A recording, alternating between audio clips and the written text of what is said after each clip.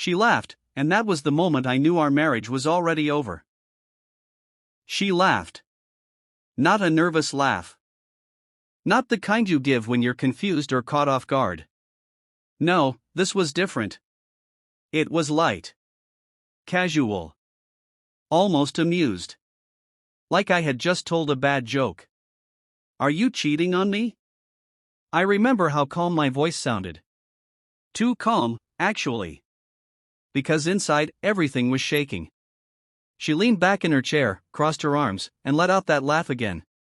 Wow, she said, smirking. You really think that low of me? I didn't answer. I just looked at her. Studied her face, the same face I had once trusted more than anyone in the world. And in that moment, something inside me shifted. Because her reaction wasn't shock. It wasn't hurt. It wasn't even anger. It was entertainment. That was the moment I knew. Not suspected. Not feared. Knew. Mantelpiece clock before the truth.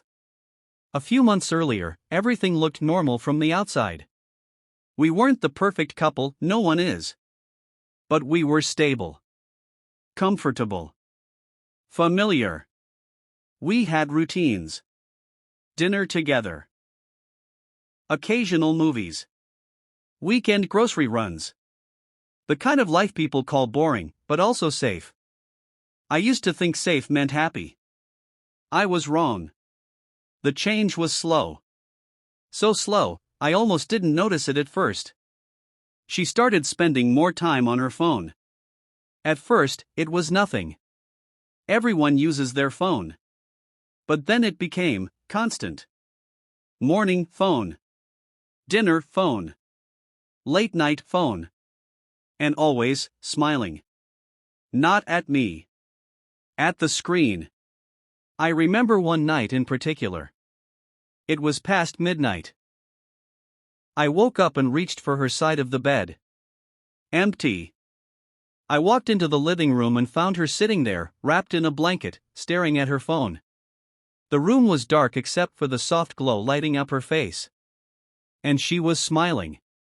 That same smile. Soft. Warm. Alive. Who are you talking to? I asked. She jumped slightly, then quickly locked her phone. No one, she said. Too fast. I didn't push. I told myself I was overthinking. That relationships go through phases. That maybe. She just needed space.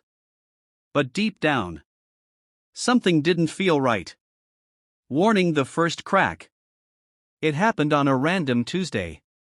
Nothing dramatic. Nothing loud. Just a moment. She was in the shower. Her phone buzzed on the table. Once. Twice. Then again. I wasn't planning to check. I really wasn't.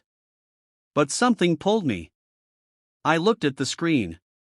Just a glance. That's all it took. I miss you already, Redheart. My chest tightened instantly. Like the air had been sucked out of the room. I didn't open the message. I didn't scroll. I didn't need to. Because in that one sentence was everything I was afraid of. I stepped back like I had touched fire. My hands felt cold. My heart, loud. Too loud. I remember whispering to myself. No, there has to be an explanation. But there wasn't. Not one that made sense. Brain the war inside my head. For the next few days, I lived in denial. She could be talking to a friend. Maybe it's a joke. Maybe I misunderstood. But my mind kept going back to it. Again. And again. And again. Every time she smiled at her phone. It felt like confirmation. Every time she turned it away from me. It felt intentional. Every time she said just a friend. It felt like a lie. And the worst part? I started doubting myself. Maybe I was insecure. Maybe I was paranoid. Maybe I was losing it. That's what betrayal does. It doesn't just break your trust in someone else. It breaks your trust in yourself. Magnifying glass tilted left the silent investigation. I didn't confront her. Not yet. Instead, I watched. I noticed patterns. Times she'd disappear into another room. Calls she'd take outside. Messages she'd quickly delete. I hated myself for doing it. For becoming that person. The one who checks. The one who suspects. But I needed to know. Not guess. No. One night, she left her phone unattended again. Just for a minute. This time, I picked it up. My hands were shaking. Not from fear, but from what I might find. And when I unlocked it, my world ended quietly. Messages. Dozens of them. Hundreds. Not just casual conversation. Not just harmless jokes. It was emotional. Intimate. Personal. Things she used to say to me. I miss you.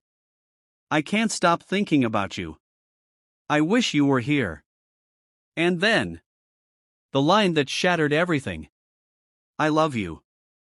I froze. It felt like my body had stopped working. Like I was there, but not really there. This wasn't just cheating. This wasn't just physical. This was something deeper. Something worse. She didn't just betray me. She replaced me. Broken heart, the silent breakdown. I didn't cry. Not then. I just sat there. Scrolling. Reading. Breaking, slowly. Each message felt like a knife. Each word, a reminder that I was no longer the person she chose. And the worst part? She sounded happy. Happier than she had been with me in a long time. That's what hurt the most. Not the lies. Not the secrecy. But the realization that she gave someone else the version of her I had been begging to see again. Fire the decision. That night, I made a decision. I wouldn't scream. I wouldn't beg.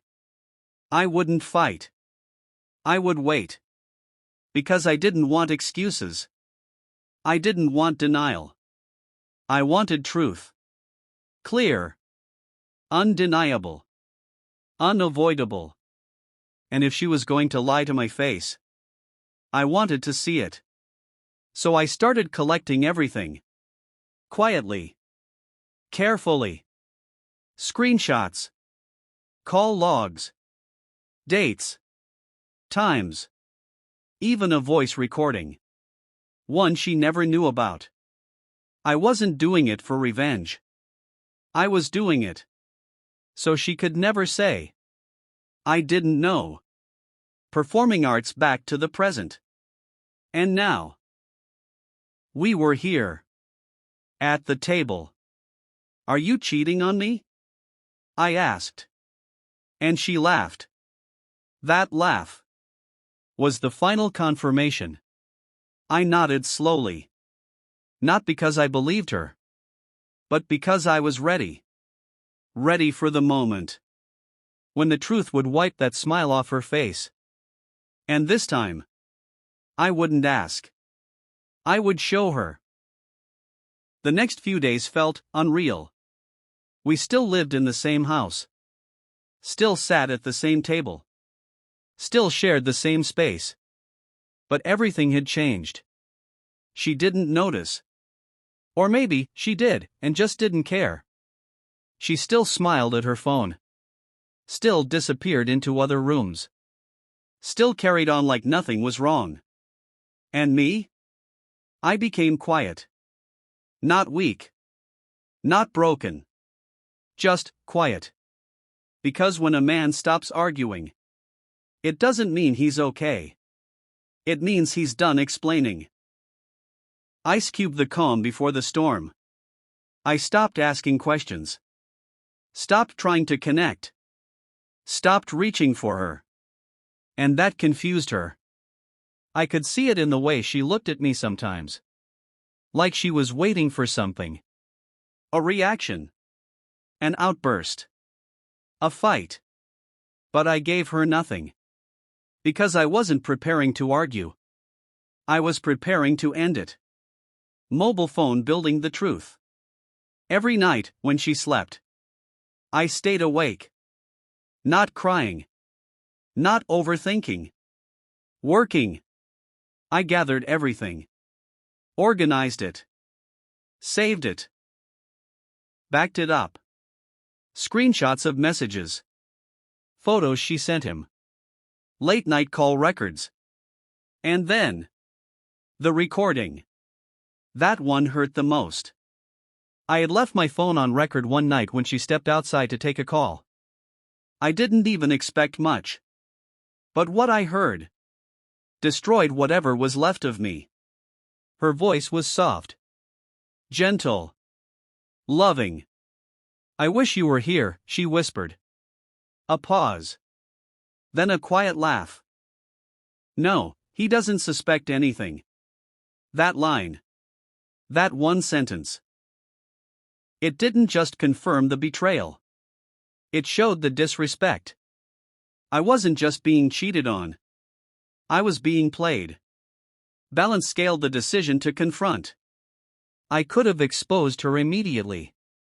Could have screamed. Could have thrown everything in her face. But I didn't. Because anger gives people an escape. They deflect. They deny. They manipulate. But calm? Calm traps them. And I wanted her trapped in the truth. Performing arts the final night. It happened on a Friday. She came home later than usual. Dressed nicely. Smiling. "Why are you so dressed up?" I asked. She shrugged casually. "Just dinner with friends." "Friends?" I nodded. "Must have been fun." "It was," she said, placing her phone on the table. I stared at that phone for a second. Then back at her. "This was it. Can I ask you something?" I said. She sighed. "Again?" "Just answer honestly." She rolled her eyes. "Fine." I looked straight into her eyes. "Calm. Steady. Are you cheating on me?" And there it was again. That laugh. Louder this time. Sharper. "Oh my God," she said. "You're still on that?" I didn't react. She shook her head. "You're being paranoid." Seriously. Paranoid. That word again. I slowly reached into my pocket. Pulled out my phone. Unlocked it. Then explain this. Collision the moment everything collapsed. I placed the phone in front of her. First screenshot. Her smile faded, just a little. Second screenshot. Her posture changed. She leaned forward. Eyes scanning quickly. Third screenshot. Now, silence. "No," she whispered. Then I pressed play. Her voice filled the room. Soft. Clear. Undeniable. "I love you." The air changed instantly.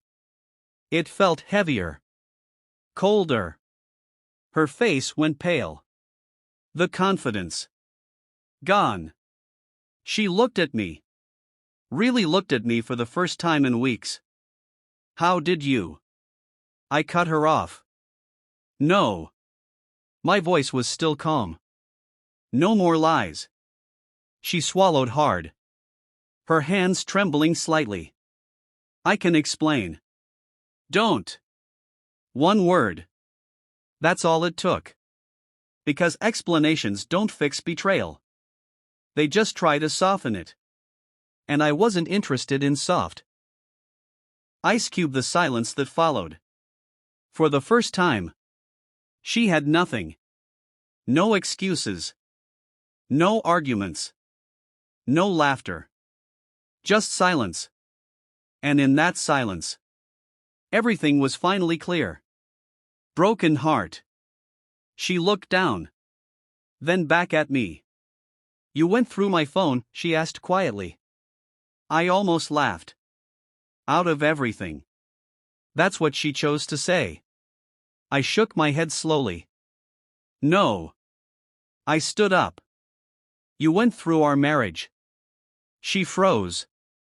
Because deep down, she knew it was true. Door walking away. I grabbed my keys. Walked toward the door.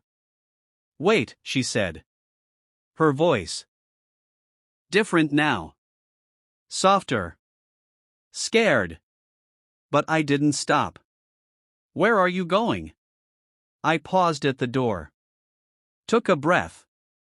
And said the one thing I never thought I'd say. Somewhere I'm respected. Then I walked out. No shouting. No drama. No looking back. Because sometimes, the strongest thing you can do is leave quietly.